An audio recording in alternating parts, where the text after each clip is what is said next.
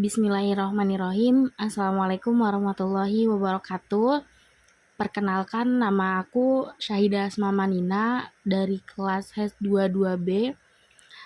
Di sini sebelumnya aku mau menjelaskan tentang akad mudharabah. Nah, mayoritas mungkin sudah ada yang tahu itu apa akad mudharabah.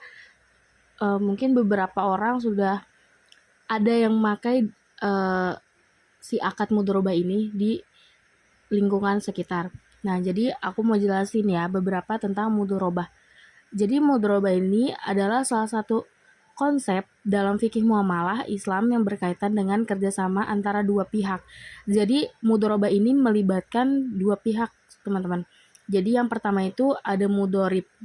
Dia itu sebagai pengelola modal, dan sohib mal dia pemilik modal. Jadi yang tadi aku bilang ada dua pihak yang terlibat dalam mudharabah itu, ada mudharib dan sohib mal.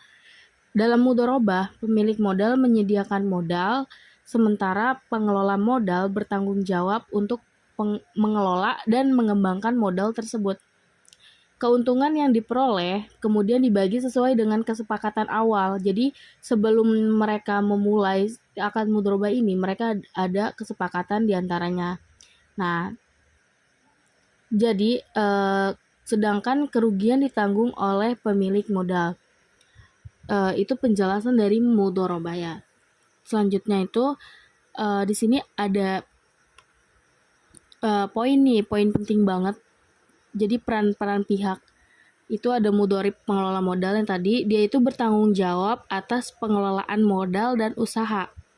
Nah, jadi yang tadi itu, jadi si mudharib ini dia bertanggung jawab atas pengelolaan yang akan terjalankan pengelolaan modal.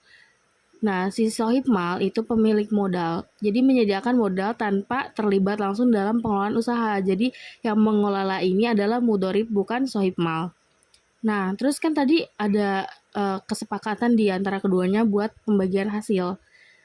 Nah, jadi yang pertama itu keuntungan dan kerugian dibagi berdasarkan kesepakatan awal. Jadi si mudharib dan sohib ini mempunyai kesepakatan awal yang dimana nanti keduanya hasilnya itu dibagi dua. Nah, pembagian dapat bersifat proporsional atau berdasarkan persentase tertentu. Nah, terus nanti modal dan keuntungannya itu ada, teman-teman. Modal awal berasal dari pemilik modal. Nah, keuntungan yang dihasilkan dari usaha tersebut dibagi sesuai kesepakatan. Nah, di sini ada, mungkin aku mau ngasih beberapa contoh. Nah, yang pertama ini ada investasi bisnis contohnya. Si sohib mal menyediakan modal sejumlah 1 juta untuk membuka bisnis. Nah, si mudharib mengelola bisnis dan mencoba menghasilkan keuntungan. Keuntungan dibagi berdasarkan kesepakatan, misalnya 70% untuk sohib mal dan 30% untuk mudharib. Itu dalam contoh dalam investasi bisnis, teman-teman. Nah, untuk yang kedua itu ada investasi proyek properti. Nah, si sohib mal ini menyediakan modal untuk proyek properti. Nah, si mudharib ini bertanggung jawab atas pembangunan, pemasaran, dan penjualan properti. Keuntungan dari penjual properti dibagi sesuai kesepakatan, sedangkan kerugian ditanggung oleh sohib mal. Ya, yang kedua ini contohnya dalam investasi proyek properti, teman-teman.